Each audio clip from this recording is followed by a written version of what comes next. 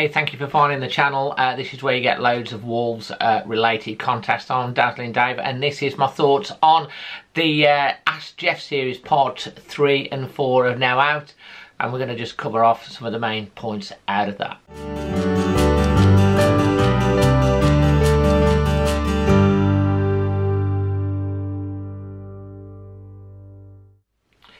So in the third part of this series, obviously it was focusing a lot on the sustainability, talking about the Wolves brand and also Wolves women.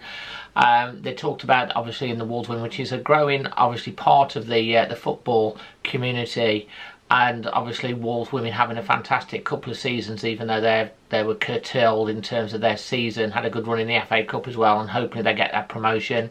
They basically stated that they want to give every young girl the same opportunities in and around Wolverhampton as the young lads, and hopefully that will continue to grow and feed through the academy side of things. In terms of like the sustainability, they talked about you know, the environment and looking at things they can do to help become carbon neutral. They also talked about the Wolves brand. I think this is a key thing really that often gets overlooked, is in terms of growing revenues, the brand and all the different avenues they use to grow the brand brings in extra finances, because obviously it brings in people into the Wolves brand and supporting the team through different avenues and esports, and the Castore shirt deal that they've recently announced will be quite a major, because it means that Wolves are able to manufacture the shirt themselves under license from Castore, and this means they should be able to react a lot faster. For example, in Mexico, or if they get a player in where there's a big growth of fans supporting Wolves, they should turn it around. They compare the likes of Adidas and Puma and Umbro and all of those to like oil tankers that are very slow to turn round, you know, when they've got a market they're opening, and this new shirt deal should be able to, you know, be able to react quicker and open markets quicker with obviously more shirt sales and that type of thing.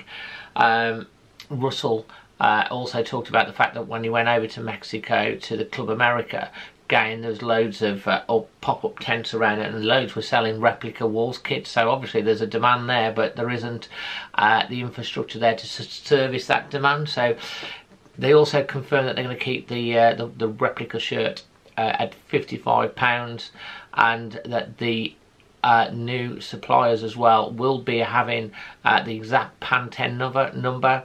If that means the exact colour of old gold. They were questioned about old gold, and they said, well, basically everyone's opinion of old gold is different, but they like to think about the gold being vibrant, especially under the light. So I can expect that's some hints in regards to the colour that's going to be coming out. Expect the kit to be launched and the shirt to be launched in July. And Jeff had a standalone video which came out this morning with Johnny Phillips. It was a good interview. It didn't give a lot away. It was kind of fuzzy in a lot of ways. But the key things that came out of it for me from Jeff is he's been there for 5 years now. He's a different Jeff to what he was when he first come in. He's learnt a lot, obviously, about the business. He doesn't talk as much as probably the fans want to, because everything time he says, he's, you know, people obviously listen to that. He does feel that he needs to still understand the Wolves fans more, and he does look, obviously, and monitor the mood of the fans, although saying that he doesn't make decisions based off of that, because he said that's an emotional decision, and his although he does feel the emotion, you know, when things go wrong or whatever, and passion, he does feel that as he is effectively the captain steering the ship, he has to make cool, calm, collected, methodical decisions rather than based on emotion. One of the questions as well was asked about what Fosun gives to Wolves and what Wolves give to Fosun, and he basically was saying for Fosun, obviously they've got big companies. Wolves is probably one of the smallest in terms of investment, but there is a big emotional connection. He said that Chairman Guo who basically heads up the entire Fosun group, often is up at 3 o'clock in the morning watching the matches, and he wants to come over and obviously see a game as soon as lockdown rules allow. They talked about and touched on about the Chinese government, because that does sometimes come up a lot, whereas Fosun are pulling back because the Chinese government are not allowing it. He's kind of dismissed that. He said they abide by the UK laws and not to worry too much about the government. It's not political or anything like that. So that's quite reassuring. He also asked about his best moments, and he was talking about the promotion, watching it with the players when there's a game after us, and obviously the goal went in and they all celebrated, and everything around the promotion season, which is interesting because that is kind of like early doors. Didn't mention anything too recent, but obviously for all of us it was in a fantastic time as well. And you kind of see that this Fosun see Wolves as kind of like the jewel in the crowd. He also compared Wolves and the fans in some respect to a relationship. He says he knows that the honeymoon period is over, and he knows the fans want to hear from him. He referred it to like saying I love you every day, and just because he doesn't say it from a Fosun point of view doesn't mean they don't love Wolves anymore. It just means that the relationship, as Johnny Phillips said, is going steady. But again, I say the proof will be in the pudding. Obviously this was all recorded before Nuno was departed, and we're still obviously waiting the announcement of the new manager. There's still obviously things like Bruno Lager is still the favourite in regards to that, but he did also talk about Wolves having to compete with the bigger clubs, and they basically saying that they might not be competing today for buying the really expensive players. They buy players that are now, and then in a few years time they're going to be that good, they're going to be worth that value.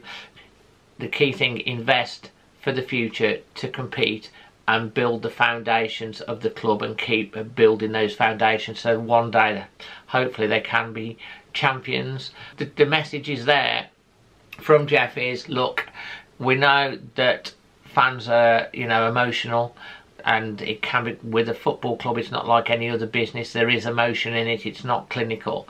But I think the message is there is to continue to trust Fosun to do the best by Wolves, and know that Fosun still love Wolves and are still wanting to continue to make Wolves one of the top teams in Europe and be regularly in the upper echelons, in the elite area of the Premier League. And I think that's the message that he wants to get out across there, so you have to take that in good faith. From my point of view, you know, since Fosun have come in, Wolves have definitely gone in the right direction. They've definitely put their money where the mouth is, so to speak. Things are difficult obviously coming out with the pandemic, and we are entering a time of uncertainty because, you know, the financial message out there at the moment that there isn't a lot of money to go around because of the FFP situation, the pandemic, Nuno leave it, and then a new manager coming in. Players, will they go?